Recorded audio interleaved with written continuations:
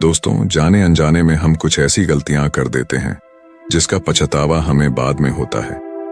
हमें जब अपनी गलती का एहसास होता है तब बहुत देर हो जाती है।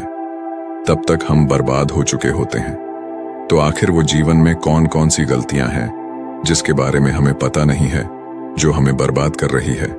आइए आज इस कहानी में यही बात करते हैं कि इंसान की कौन कौन सी गलतियां हैं जो उन्हें बर्बाद कर देती है। अपनी बर्बादी के कारण अगर हम पता कर लें तो हमारा जीवन सुखमय बन सकता है। बहुत समय पहले की बात है। एक नगर में एक धनी सेठ रहा करता था। उस सेठ के पास सभी तरह की सुख सुविधाएं थीं, लेकिन उसकी कोई संतान नहीं थी। संतान के दुख में वह हमेशा चिंतित रहता था। फिर एक दिन उसे पता चलता है कि उसकी पत्नी गर्भवती है। वह बहुत प्रसन्न हो जाता है। फिर उसने अपनी पत्नी का खूब ख्याल रखा। ऐसे में एक दिन उसके घर पर एक पुत्र का जन्म होता है। सेठ पुत्र के जन्म पर बहुत ही प्रसन्न था। उसने पूरे नगर में मिठाई बंटवाई और उसकी खुशी का कोई ठिकाना न था। देखते ही देखते उसका पुत्र बड़ा हो गया और सेठ ने अपने पुत्र को गुरुकुल भेजने का निर्णय किया ताकि वो पढ़ लिख कर एक विद्वान बन सके। अभी उसके पुत्र की उम्र ज्यादा नहीं हुई थी, लेकिन उसने छोटी ही उम्र में अपने पुत्र को गुरुकुल भेज दिया। गुरुकुल में वो बालक अच्छे से शिक्षा ग्रहण करता, अपने गुरु की सभी आज्ञाओं का पालन करता। ऐसे में वह बालक वहां का सबसे होनहार विद्यार्थी बन गया। गुरुकुल में उस बालक ने सारे वेद, पुराण और शास्त्रों का अध्ययन किया और बहुत बड़ा विद्वान बन गया। गुरु भी उस बालक से बहुत ही प्रसन्न थे कि उसने छोटी सी ही उम्र में सारा ज्ञान अर्जित कर लिया। लेकिन वो कहते हैं, न समय कब बदल जाए किसी को पता नहीं रहता है। ऐसे ही एक दिन किसी प्राकृतिक आपदा की वजह से उसके माता पिता की मृत्यु हो गई। और जब उसके माता पिता की मृत्यु हुई तब तक उस बालक की शिक्षा पूर्ण नहीं हुई थी।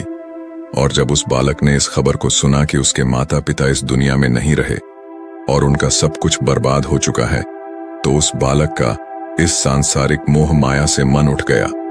उसके बाद उस बालक ने निश्चय किया कि वो गुरुकुल से शिक्षा पूर्ण करने के बाद अपना संपूर्ण जीवन लोगों की भलाई में व्यतीत कर देगा।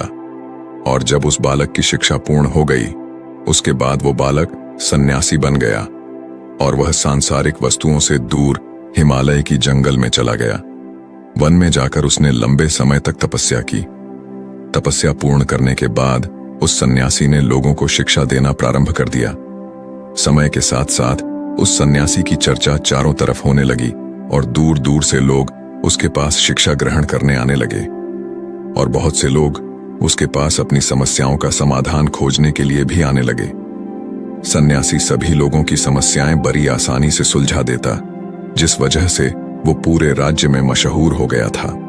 लेकिन जिस नगर में वो रहता था, उस नगर का राजा एक क्रूर व्यक्ति था। जब राजा को उस सन्यासी के बारे में पता चला तो उस राजा ने उससे मिलने का निश्चय किया। अगली सुबह राजा अपने महल से निकलकर उस सन्यासी से मिलने के लिए निकल गया और फिर सन्यासी के कुटिया के बाहर पहुंच गया।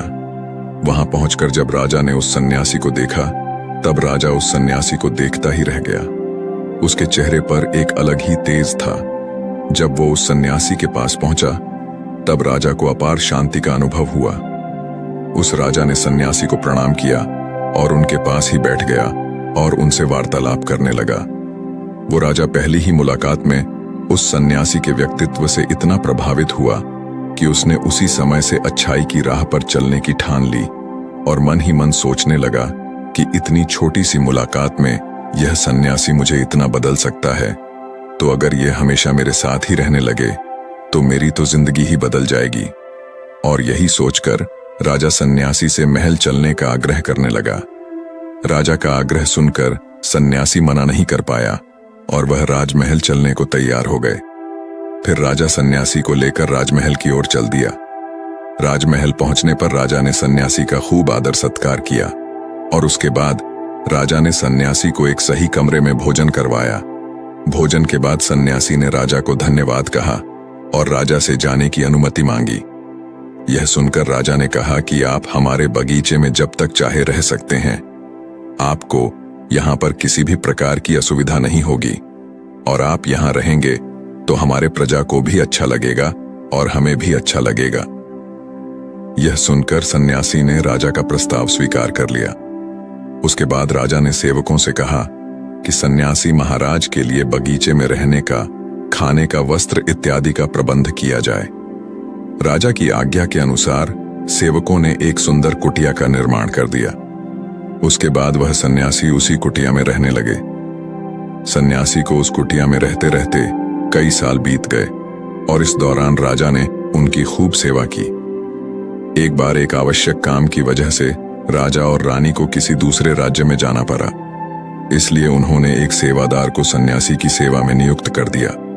पर वो सेवादार राजा के जाने के बाद बीमार पड़ गया और अपने घर चला गया और कभी लौटकर वापस नहीं आया। ऐसे में राजा जब वापस आया तो सन्यासी क्रोध के मारे उस राजा को बहुत कुछ सुनाया और राजा से कहा कि हे राजन, जो जिम्मेदारी तुम पूरा नहीं कर सकते तो उसे उठाते ही क्यों हो। तब राजा ने सन्यासी से क्षमा मांगते हुए कहा, हे गुरुदेव, यदि मुझसे कोई भूल हो गई हो तो उसके लिए मैं आपसे क्षमा मांगता हूं। मुझे क्षमा कर दीजिए और आप अपना क्रोध शांत कीजिए और कृपा करके बताइए कि आपको क्या कष्ट हुआ है। यह सुनकर उस सन्यासी ने कहा कि तुम्हारे जाने के बाद मुझे यहां पर किसी ने भोजन नहीं दिया और मैं बहुत दिनों तक भूखा ही रहा। मुझे यहां पर आकर किसी ने पूछा तक नहीं कि मैं किस हाल में हूं। यह सुनकर राजा ने सन्यासी से फिर से क्षमा मांगे और कहा, हे गुरुदेव, आज के बाद ऐसी कोई गलती नहीं होगी। और इसके बाद मामला शांत हो गया। जब राजा और सन्यासी के बीच वार्तालाप हो रही थी तब रानी भी ये सारी बातें चुपके से सुन रही थी और सब कुछ देख रही थी। उसके बाद राजा ने उस सन्यासी को कोई भी शिकायत का मौका नहीं दिया और उसकी खूब सेवा की। परंतु कुछ दिनों बाद राजा को फिर किसी आवश्यक कार्य से अपने राज्य से बाहर जाना पड़ा। लेकिन इस बार राजा ने राज्य से बाहर जाने से पहले अपने रानी को कहा कि जब तक मैं नहीं आऊं तब तक आप स्वयं सन्यासी की देखभाल करोगी। यह सुनकर रानी ने कहा कि जी महाराज, आप निश्चिंत होकर जाइए, मैं सन्यासी महाराज की अच्छे से सेवा करूंगी। उसके बाद रानी हर रोज भोजन बनाकर सन्यासी को भेज देती थी। लेकिन एक दिन रानी नहाने के लिए चली गई और सन्यासी को भोजन देना भूल गई। सन्यासी ने काफी देर तक भोजन का इंतजार किया, लेकिन जब भोजन नहीं आया तो सन्यासी सोच में पड़ गया कि आज खाना क्यों नहीं आया। उसके बाद सन्यासी ने सोचा कि वो खुद महल में जाकर देखेगा कि आखिर अब तक खाना क्यों नहीं आया, और फिर वह महल पहुंच गया। जब वो महल के अंदर दाखिल हुआ, वहां उसकी नजर रानी पर पड़ी। रानी के लंबे लंबे घने काले बाल जो कि उसके कमर पर लहरा रही थीं, उसकी कजरारी आंखें जो देखने मात्र से किसी को भी घायल कर दे, उसकी हिरनी जैसी चाल। रानी के इतने सुंदर रूप को देखकर सन्यासी चकित हो गया और रानी की सुंदरता सन्यासी के मन में घर कर गई और वह वहां से बिना कुछ कहे ही अपनी कुटिया में लौट आया। सन्यासी रानी के रूप की सुंदरता को भुला ना सका और वह खाना पीना छोड़कर अपनी कुटिया में पड़ा रहा। सन्यासी अपने विचारों के चलते कई दिनों तक कुछ नहीं खाया, जिस वजह से वो बहुत कमजोर हो गया। फिर कुछ समय बाद राजा वापस लौटे और जब उन्हें सन्यासी की हालत का पता चला तो वह सीधे सन्यासी से मिलने उनके कुटिया के पास पहुंच गए और बोले कि हे गुरुदेव, क्या बात है, आपको क्या हो गया है और आप इतने कमजोर कैसे हो गए? आखिर आपको किस बात की चिंता है? किस गहरी सोच में डूबे हुए हो? क्या मुझसे कोई भूल हो गई है? तब सन्यासी ने कहा कि नहीं राजन, आपसे कोई भूल नहीं हुई है। यह सुनकर राजा ने कहा, तो फिर आखिर क्या बात है, आप मुझे बताइए, मैं आपकी परेशानी जरूर हल करूंगा। यह सुनकर सन्यासी ने राजा से कहा कि हे राजन, मैं आपके रानी की अद्भुत सुंदरता को देखकर उनके विचारों में खो गया हूं और अब मैं रानी के बिना जिंदा भी नहीं रह सकता। यह बातें सुनकर राजा हैरान रह गया और कुछ देर सोचने के बाद राजा ने उस सन्यासी से कहा, मैं आपको रानी दे दूंगा। यह बात सुनते ही सन्यासी बहुत प्रसन्न हो गया। फिर राजा सन्यासी को लेकर महल चले गए और जब राजा सन्यासी को लेकर महल पहुंचे, उस दिन रानी ने सबसे सुंदर वस्त्र पहनी हुई थी। फिर राजा रानी के पास पहुंचे और रानी से कहा कि आपको इस सन्यासी की मदद करनी चाहिए। यह बहुत कमजोर पड़ गए हैं और मैं नहीं चाहता कि किसी ज्ञानी पुरुष की हत्या का कलंक मेरे सर पर लगे। उसके बाद राजा ने रानी से पूछा कि क्या आप इस कलंक को अपने सिर लेना चाहेंगे? राजा की यह बात सुनकर रानी ने राजा से पूछा कि आखिर इस सन्यासी के दुख का कारण क्या है। तब राजा ने रानी से कहा कि सन्यासी आपके अद्भुत सुंदरता के दीवाने हो गए हैं। राजा की यह बात सुनकर रानी ने कहा, राजन आप चिंता न करें, अब आप सब कुछ मेरे ऊपर छोड़ दीजिए। मुझे पता है कि मुझे अब क्या करना है। उससे आपके ऊपर न तो सन्यासी के हत्या का पाप लगेगा और न ही उससे मेरी पवित्रता का नाश होगा। रानी की यह बात सुनकर राजा ने रानी को सन्यासी को सौंप दिया। उसके बाद सन्यासी रानी को लेकर कुटिया में पहुंचे। कुटिया के अंदर दाखिल होकर रानी ने सन्यासी से कहा कि हमें रहने के लिए घर चाहिए, हम इस झोपड़ी में नहीं रह सकते। यह सुनकर सन्यासी राजा के पास गया और राजा से जाकर बोला कि हे राजन, हमें रहने के लिए एक घर चाहिए। सन्यासी की बात सुनकर राजा ने उनके लिए घर का प्रबंध कर दिया। फिर सन्यासी रानी को लेकर घर पहुंचा। जब रानी सन्यासी के साथ उस घर पर पहुंची तब रानी ने कहा कि यह घर तो बहुत गंदा है और इसकी हालत बहुत खराब है, मैं इस घर में नहीं रह सकती।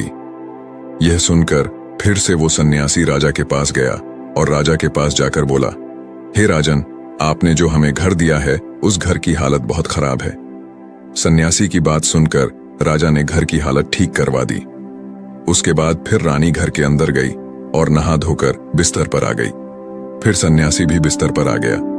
फिर उसके बाद रानी ने सन्यासी से कहा कि आपको पता है आप कौन हैं और अब आप क्या बन गए हैं। आप एक महान सन्यासी थे जिसके लिए राजा स्वयं सारी सुविधाएं उपलब्ध कराते थे। ऐसा सन्यासी जिसके पास लोग दूर दूर से ज्ञान ग्रहण करने के लिए आते थे, जो लोगों को सत्य की राह दिखाया करते थे, जो लोगों की समस्याओं का समाधान करते थे, जिनको सभी लोग सर्वश्रेष्ठ गुरु मानने लगे थे, जिनकी लोग भगवान के रूप में भी पूजा किया करते थे। और आज आप अपने वासना के कारण मेरे गुलाम बन गए हैं। रानी की ये सारी बातें सुनकर उस सन्यासी को बड़ा झटका लगा और उसे महसूस हुआ कि वो तो एक सन्यासी है और वो ये सब क्या कर रहा है। वो तो इन सारी सुख सुविधाओं को छोड़कर शांति की तलाश में वन में चला गया था। जब सन्यासी को सुध-बुध आई तो वो जोर जोर से रोने लगा और चिल्लाने लगा और रानी से कहने लगा, मुझे क्षमा कीजिए महारानी, मैं ये क्या करने जा रहा था। मैं अभी इसी वक्त आपको राजा के पास सौंप कर आता हूं। सन्यासी की ये बात सुनकर रानी ने सन्यासी से प्रश्न किया कि हे गुरुदेव, मेरे मन में भी एक प्रश्न उठ रहा है, कृपया मेरे प्रश्न का उत्तर दीजिए। रानी की यह बात सुनकर सन्यासी ने कहा, पूछो, तुम्हारा क्या प्रश्न है। फिर रानी ने कहा, जब आपको उस दिन भोजन नहीं मिला तो आप बहुत क्रोधित हो गए थे। तब मैंने आपका ये रूप पहली बार देखा था और तभी से मैं आपके व्यवहार में परिवर्तन महसूस कर रही हूं। ऐसा क्यों हुआ गुरुदेव? आखिर आपको इतना क्रोध क्यों आया? आपने तो शांति की प्राप्ति कर ली थी। रानी की बातें सुनकर सन्यासी ने कहा कि जब मैं वन में था तो मुझे समय पर भोजन नहीं मिलता था, लेकिन जब मैं महल में आया तो महल में आने के बाद मुझे सारी सुख सुविधाएं प्राप्त हुई और फिर मैं इन सभी सुख सुविधाओं के आदी हो गया और मुझे इसके प्रति लगाव उत्पन्न हो गया और फिर मुझे इसको पाने का लालच उत्पन्न हो गया और जब मुझे यह नहीं मिला तो मेरे अंदर क्रोध उत्पन्न हो गया। फिर सन्यासी ने कहा, महारानी, अगर इच्छा पूरी न हो तो क्रोध उत्पन्न होता है और अगर इच्छा पूरी हो जाए तो लालच बढ़ जाता है। सन्यासी ने आगे कहा, यह इच्छा की पूर्ति ही मुझे वासना के द्वार पर ले आई है और मैं आपके प्रति आकर्षित हो गया। इसके बाद वो सन्यासी रानी को लेकर राजा के पास पहुंचा और बोला, हे राजन, मुझे क्षमा कर दीजिए, मुझे अपनी गलती का एहसास हो गया है। ये लो आपकी रानी, मुझे यह सब नहीं चाहिए। मैं अपनी इच्छा में वशीभूत होकर यह गलत कार्य करने जा रहा था और अपने जीवन को बर्बाद कर रहा था, लेकिन अब मुझे सब कुछ समझ आ गया है। उसके बाद उस सन्यासी ने कहा कि हे राजन, मनुष्य की बर्बादी का कारण उसकी 4 आदतें बनती है और दुनिया के हर एक व्यक्ति के अंदर ये 4 अवगुण होते हैं, लेकिन जो व्यक्ति इन पर नियंत्रण पा लेता है वह दुख और परेशानियों से बच जाता है और वहीं जो व्यक्ति इन 4 दोषों पर नियंत्रण नहीं कर पाता है वो बर्बाद होने के कगार पर पहुंच जाता है। यह सुनकर राजा ने कहा, हे गुरुदेव, आप मुझे वह 4 आदतें बताइए जिससे मनुष्य की बर्बादी हो जाती है। फिर सन्यासी ने राजा को मनुष्यों को बर्बाद कर देने वाली 4 आदतों के बारे में बताया कि हे राजन, मनुष्यों को बर्बाद करने वाली पहली आदत है उसकी इच्छा, क्योंकि इच्छा ही दुनिया के हर एक व्यक्ति के अंदर पहला अवगुण होता है। और जो व्यक्ति अपनी इच्छाओं को नियंत्रण में नहीं रख पाता है वह जीवन में किसी भी जगह सफल नहीं हो पाता है, क्योंकि जैसे ही उसकी एक इच्छा पूरी होती है वह दूसरे की ओर बढ़ाने लगता है, और दूसरी पूरी होती है तो तीसरी इच्छा उसके मन में जागृत हो जाती है, और फिर ऐसा करते करते इच्छाओं पर नियंत्रण न होने के कारण इंसान के मन में संतोष का भाव नहीं आ पाता है और इसी जाल में उलझा रहता है, दुखी रहता है। इसीलिए राजन, जब हम अपनी इच्छाओं पर नियंत्रण पा लेते हैं तो हम हमारे मन पर भी नियंत्रण कर लेते हैं, और जब हमारा मन हमारे वश में होता है तो हमें सुख ही सुख की प्राप्ति होती है। फिर जो हम चाहते हैं वही हमारे साथ होता है। फिर सन्यासी कहता है कि हे राजन, मनुष्य को बर्बाद करने वाली दूसरी आदत है वासना। वासना का जन्म हमारे मन में उठने वाली इच्छाओं से होता है। जिस प्रकार इच्छाओं का कोई अंत नहीं होता, उसी तरह मनुष्य वासना के जाल में फंसता ही चला जाता है। वासना में वशीभूत होकर इंसान को कुछ भी नहीं नजर आता है। आज तक जितनी भी लड़ाइयां हुई हैं, उसका सबसे बड़ा कारण स्त्री को पाने की इच्छा के कारण ही हुई है। स्त्री के प्रेम में वशीभूत होकर आज से पहले कई राजा महाराजाओं ने युद्ध किया है। रावण एक बड़ा बुद्धिमान व्यक्ति था, लेकिन वह माता सीता की सुंदरता से वशीभूत होकर अपने आप को बर्बाद कर लिया। उसकी मृत्यु का कारण एक स्त्री ही बनी थी। कई राजा महाराजा तो युद्ध में इसलिए हार गए क्योंकि वो लोग स्त्रियों से रासलीला रचाने में ही रह गए। ईश्वर ने तो स्त्री की उत्पत्ति इस संसार को बनाने के लिए की है, लेकिन आजकल लोगों ने इसे अपना वासना का रूप बना लिया है। स्त्री को अपने मनोरंजन का सामान सोचने लगे हैं, और जब उन्हें अपना ये मनोरंजन नहीं मिलता तो वो पागल हो जाते हैं और न जाने क्या क्या कर बैठते हैं। इसलिए हे राजन, जितना हो सके उतना वासना से दूर रहना चाहिए।